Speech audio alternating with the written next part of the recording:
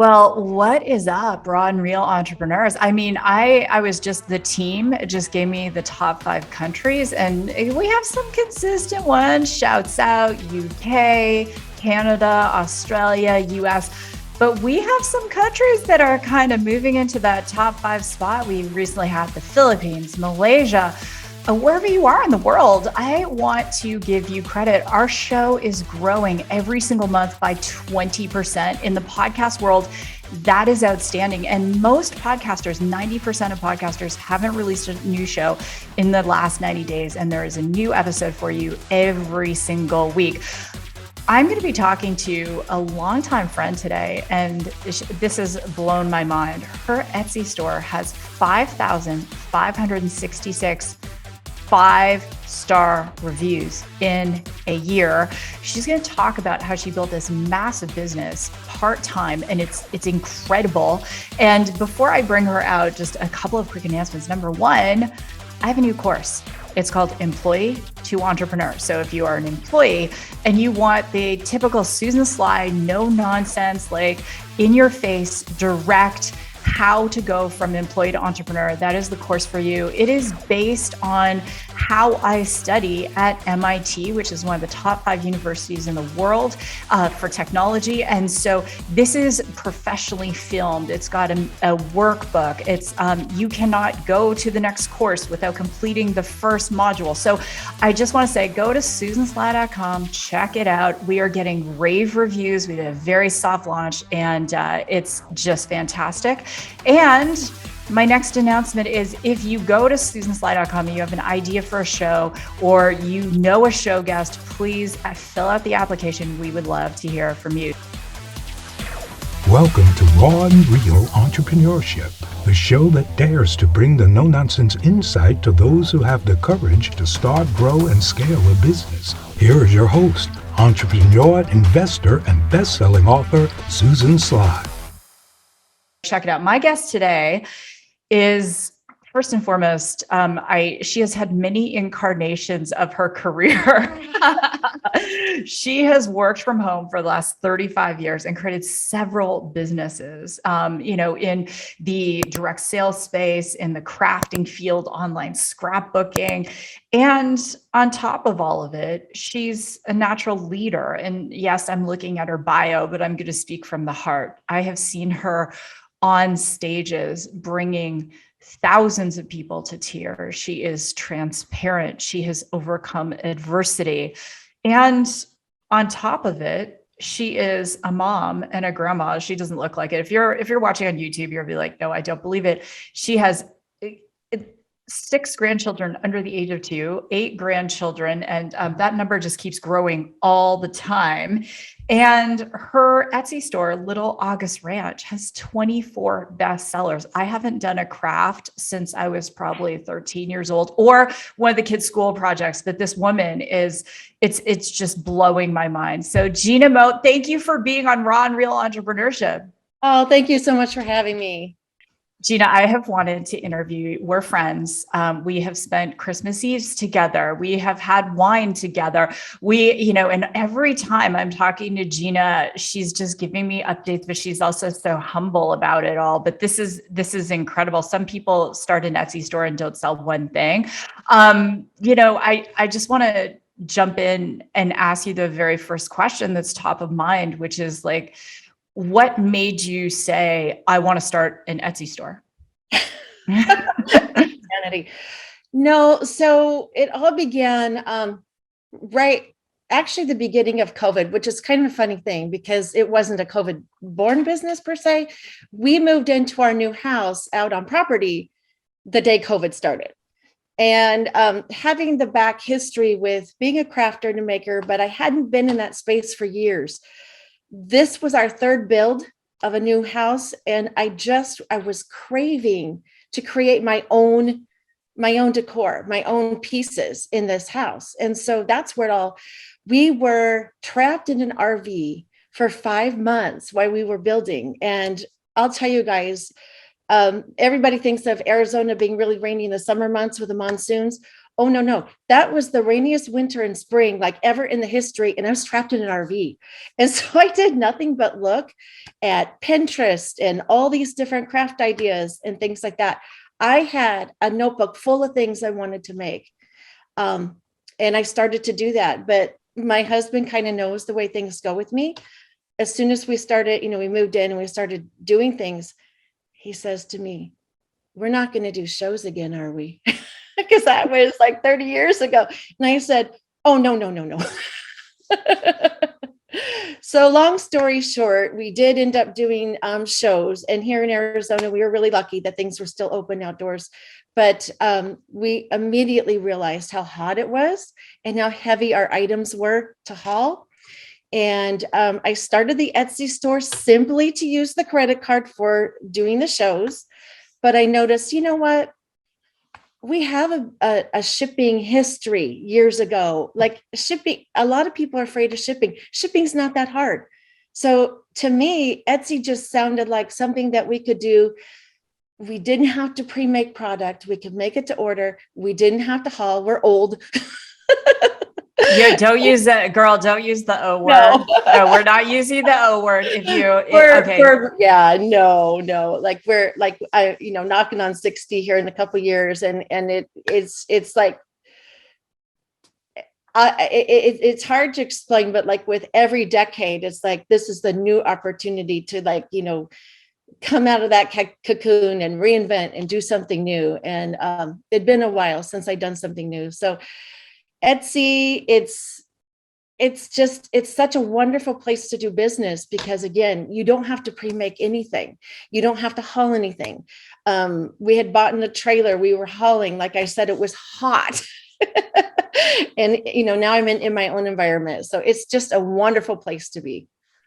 Gina, and for everyone listening, something to really comprehend about Gina is she becomes an expert in anything she does. I have watched her when Facebook sort of, started becoming a thing, 2008, Gina mastered that. She figured it out. She figured out how to leverage community and build relationships and generate customers and repeat orders using Facebook, when a lot of people, as Gina said, she's almost 60, I'm turning 50. And so a lot of people who, when we were starting on that platform, were in our 30s and 40s, and she figured it out. And she started doing all these guest appearances because people are like, how is Gina doing this?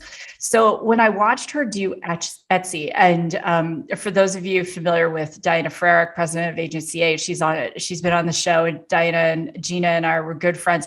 And Diana's telling me, okay, Gina and Scott, they bought property out in the middle of nowhere. Gina and Scott, they're living in a trailer while their house is being built. And then she's like, Gina started an Etsy store. And I'm like, of course she started an Etsy store because this is Gina. Gina, raw and real entrepreneurship. I recently, the last couple of shows, I had VCs on. We're talking about the investment climate. We're talking about the economy. And right now, the day we're doing the show, we can't say recession yet because a recession is back-to-back quarters of a downturn. We know we're in a bear market. We know that there is the big companies like Tesla are starting to lay off people. The job market's shifting. The job market is definitely shifting for women and men in their 50s, in their 60s. You and I have always been big believers in multiple streams of income. So someone listening right now, let's use Etsy as the case study, but walk us through what are the steps to physically setting up an Etsy store? So to set up an Etsy store, it's really not difficult. I mean, anybody could go in there. I think now that they have a little bit different of a process than when I started even a year and a half ago. They need to vet people a little bit differently. And so when you go in there, you put in your information, you have to be handmade or vintage. In order to be vintage, items have to be 50 years old or older, in good condition, all that kind of thing. Not people. We're talking items. So, yeah. So like someone could sell their ex-husband. I don't know. I digress. Okay, so vintage. But Oh right. man. So it's mostly handmade. And that's, it always starts me a little bit batty when somebody says, well, this about Etsy, that about it. No, we're all individual businesses, just very much like Amazon is. Amazon is almost all individual businesses. They don't really, they have a hub, but it's not that big. Etsy is all individual businesses. They don't even have their own hub. So when you shop from Etsy, you are shopping from individual store. And that's something really important to keep in mind. Most of us are handmade. The vintage market is smaller on Etsy, but you do have to go in and put your information in, that kind of thing. It all comes down to really filling everything out in great detail, and really plugging in and learning a few of the key pieces that have driven the internet forever and ever. Search engine optimization. People have probably heard of that phrase many, many times, but when you're building a business online, that's key.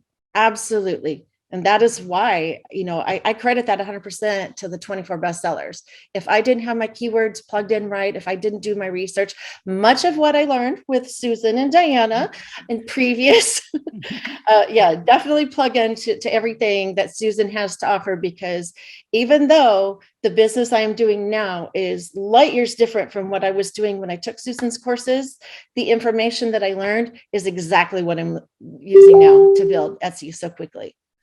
And Gina, well, thank you for the unsolicited plug. I'm still laughing about the vintage, but the how did you get the word out to the initial customers? Because as you know, one of the big steps I teach in process is we have the idea, we're going to spend the least amount of money possible to test before we start to invest more money. So how did you spread awareness of that? Hey, I'm putting my shingle up on Etsy, like, hello. Well, of course, it was Facebook. And on Facebook, there's still so many free tools. I know you can advertise and that kind of thing, but what I did is, because I was already doing the little farmers market here in town, I plugged right away into Facebook. And what I would do with the farmers market is I was running around doing a live video of everybody else's booth. I would end with my booth, but I highlighted everybody else. And that way, yeah. I mean, and we really care about the other people in the market, and they have some really cool things. But that way I was allowed to post my live in all the local community groups. If I just done an infomercial of myself, I could do that, but it isn't really helping the community at all. And they might take it down in the groups, but I started to do that. I always, would tag with Little August Ranch. When I built Etsy, I'd, tag that as well. But that is how it really started, gaining the traction and whatnot. And then from there, I already built my Facebook page. You always want to start with your Facebook page, but today it's a little bit different than when I started in 2008. You really don't want to invite every person on your your personal Facebook to like your Facebook page. You want to target it down, because say you have 2,000 people following you on your page and only 10 are engaged, you're going to tank. So you really, really, in layman's terms, you really just want to target that down, invite the people that will follow you and will like your things. Most, for me, it's women, and having the history with having a scrapbook store years ago and stuff. That's where I started, is I invited all of my former clients, because I knew they're crafty, they're going to like things. But I also did, there's a handful of men I invited, and again, they're family, and I know very supportive. They're going to comment on everything I do, but that's where I started. And then you start to drive it a little bit to Etsy.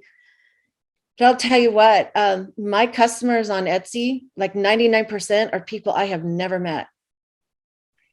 And we're going to talk about that customer build, because the fact that you got over 5,500 people to even give you a review is significant. And what happens to most people is they start something, and after their sister and their cousin order their product, then they have no one left, right? But I love what you did. That is genius. I'm going to go add value to other people. I'm going to see people as collaborators, not competitors, and I'm going to showcase them. That is genius. If you take nothing away from this show, but you do need to to tag Gina and I on social media and go to Little August Rants on Facebook, and Etsy. But if you take nothing away from that, I mean, how can you do that in your business or in the business that you want to start? I think it's the same thing, Gina, in the startup community, in the tech world. So there are some companies where we might have overlap in certain things, but I will post photos with my friend Atif, who owns a company called Vistory AI. I will post photos with other AI providers because we're in it together, and you have to have that abundant mindset. Okay, so you start to get those first few orders, and tell the audience, like, how did that feel for you?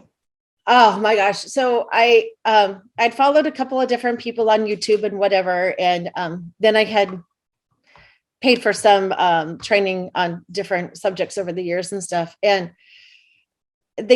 for Etsy, they tell you something needs to be up for 6 to 8 weeks for it to sell. And I was thinking, gosh, I'm already really late for the Christmas season. So I had posted some things, and well, actually, no, that wasn't, it was Valentine's. And I posted some things, and later that day something sold. And I'm like, oh no. And so at that point, I'm like, okay, all right, where's my postal scale? Because I had one years ago. Where's this? Where's that? It was really exciting. But almost right away, I started having at least one sale a day. And so then the math starts coming in like, wait a minute. Was I sort of kind of retired and wanting, because at that point, my daughter and her husband and little boy had moved here. They since just left with my babies. But anyway, at that time they were here, and like, how hard do I want to work? How many hours do I want to put into this? But it's an addiction, and I just kind of went for it. But it was such a feeling of like, wow, here I am out of the field for, gosh, at that point in time, maybe 16 years. I was completely out of the maker's field, and people still like my stuff and they'll buy it. So it was a really cool feeling to know that you handmade something, you designed it, and somebody bought it. When did you start to panic though?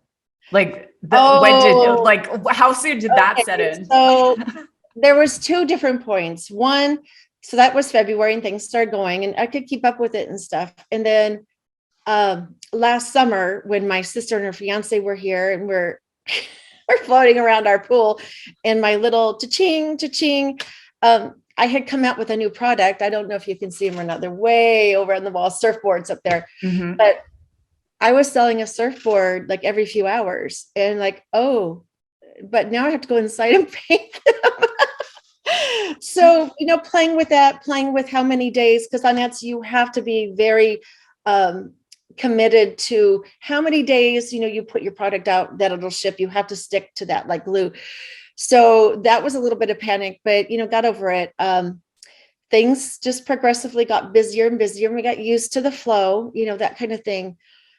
And then, let's see, Black Friday hit. And I wasn't specifically going after Black Friday. I had some Christmas ornaments that were selling like gangbusters. They both made bestseller, and that was great. And they were fairly simple for me to have. Our adult son, lives here, and he was helping with that. And Scott was cutting and helping with that. And then December 1st happened. And we had just had 2 brand new baby granddaughters born, one being on Black Friday. And I created a new ornament. And I thought, oh, this will be fun. But I really didn't expect it to gain traction, because again, the training that I had listened to and paid for told me 6 to 8 weeks, right? So I'm like, we're 3 weeks out, to when you cannot ship anything anymore. That thing hit hard and heavy day one. And that little ornament that I sold for under $20, I made over 20,000 on in 3 weeks. And so there was not a lot of sleep. I'm panicked now. I'm sorry. Sorry, we'll have to have a cocktail, but yeah, like No, because I'll tell you what, I was waking up like at 3 a.m, just going like, oh my God. And working until 9 o'clock at night or so. We can't run our lasers after that because we have neighbors. And even though we're out, they make noise. And so Scott was bringing me my dinner, putting it, on one of my tables. I have a few. And like, it would take me 2 or 3 hours to eat it. I would take a bite and I'm working, take a bite, eat. He goes, do you want me to reheat that? I'm like, what's the point? But again, now, I do have an addiction to the little cha-ching on my Etsy, but you can make that flow anything you want. So, use me as an example. You don't have to have that chaos in your life. If you want to say you have 24 of an item and it sells out, that's fine. If you want to say that this ships in, 4 weeks, that's fine. I was playing the game of trying to rank up and get up, get up there in numbers and stuff. So I did it to myself. You really don't have to do that. well, I think it's, there, and Gina, I knew like before the show we were talking and because we're friends and the show is called Raw and Real Entrepreneurship. And I love that you're so candid about that. I know there are people listening right now who they are crafty and they look at this and they're hearing what you're saying and they're in a situation, maybe they were one of the people laid off in the tech world, but they had this side hobby, right? And they're listening to you getting hope, because it's one thing to say I'm addicted. It's another thing to come from a sense of need and purpose, right? Because I have to put a roof over my head or I have to, pay the bills or whatever the case is. So how much money did it cost to just start the business, to test the waters? What was your initial investment? Well, it kind of started slow. I mean, initially, before I even started, on Etsy or so, I might have, and again, addiction. I had to have every color paint by every company. Initially, when I started doing the craft shows, we might have put like $500 out, and and it just kind of grew, week by week, kind of tested the market. And that was just strictly doing the local farmers market. And I did well. I would sell between $300 and $500 a week on a Sunday, and it was only open a few hours. Listen to your gut, really, really listen to your gut, because again, some of the mentors I listened to said that, most customers, they want to spend with pocket change. They don't want to spend, more than $20, that kind of thing. And I said, to heck with that. I did have lower cost. I like these little earrings. Like I sold a ton of these because these weigh a feather. They're so light, but they're wood.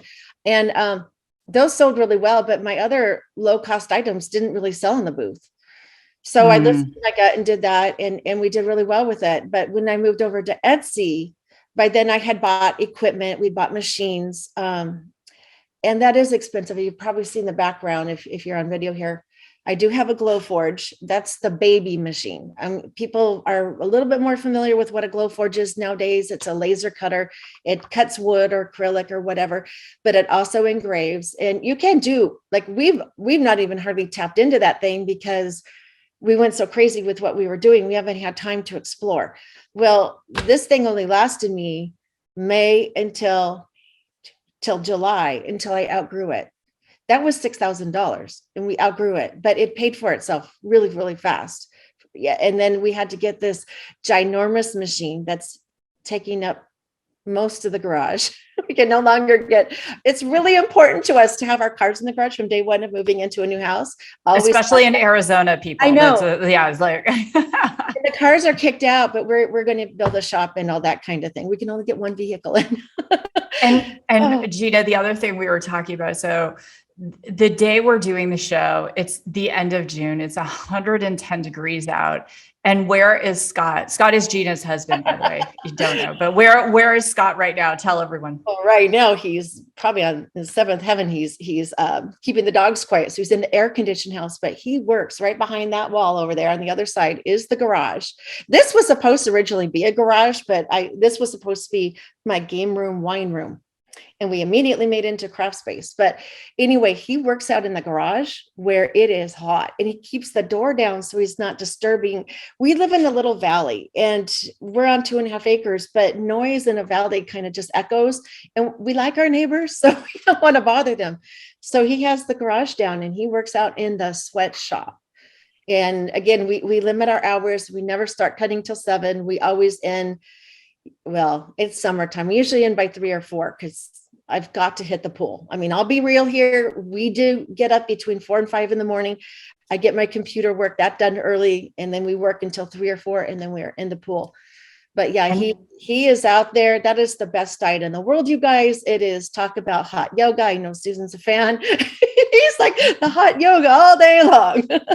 Well, and Scott is very lean. He's super fit. And now he's working with Gina in what has gone from the farmer's market to a full blown business. What's been your biggest month that you've had so far?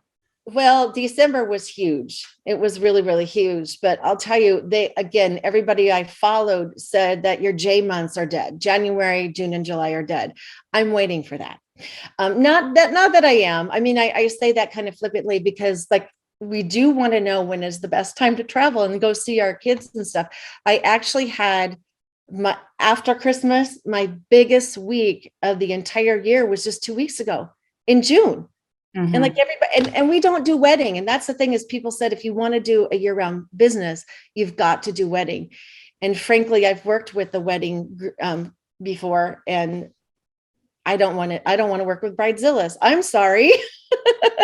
Well, and that's there. And I love that you're saying that because there are expert opinions, but then there's a time to, you follow a formula, but then there's a time to say, you know what, I have to trust my gut as an entrepreneur, or that might make sense for that sector, but it doesn't necessarily make sense. I'll give you another example. So everyone told me in tech, and I can sell, obviously.